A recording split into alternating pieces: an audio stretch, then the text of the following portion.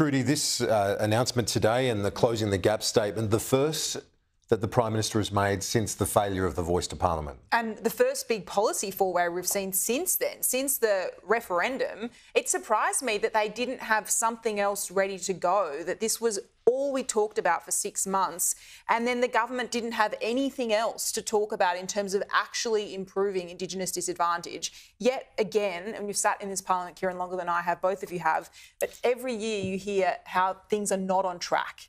And every year it seems like nothing gets better despite what governments do.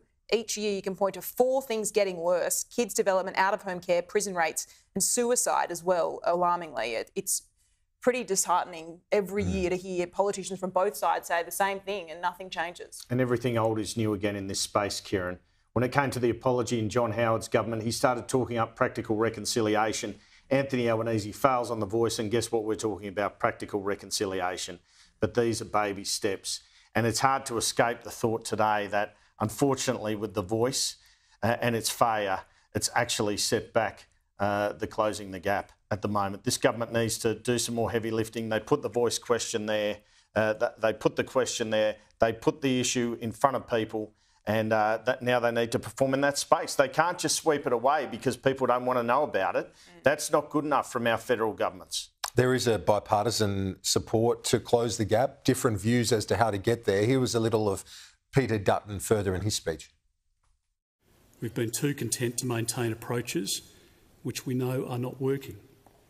We've made the mistake in thinking that more bureaucracy translates into better outcomes. We all must accept the fact that if we continue to do more of the same, we will only get more of the same.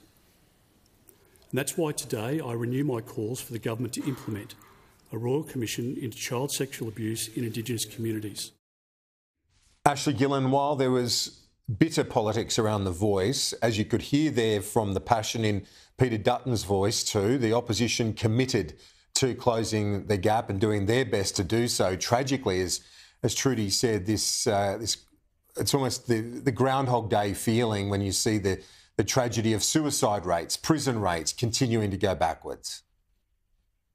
Absolutely. And I think the one thing everyone can agree on is that what we've been doing up to this point isn't working. Government after government's grappled with these issues, and you look, as you've all made the point, we're not seeing the sort of improvements that everybody would like to see. Kieran, you probably remember, and I do too, I think it was back in 2007 or 2008 when this closing the gap idea really became part of the language about how we spoke about Indigenous policy. And back then it did really feel revolutionary in terms of publishing and adding a real level of transparency to those statistics about how large the gap is, whether or not it's widening or closing. But, you know, this many years on, 15, 16 years, it is devastating to see some of those areas, children development and suicide rates, as you say, getting even worse. And look, I think you're right, Labor has felt a bit lost in that area after the voice, after being so confident initially that the voice was the answer, or at least a major step towards being an answer. It does feel like it's really back to the drawing board, and that's a position that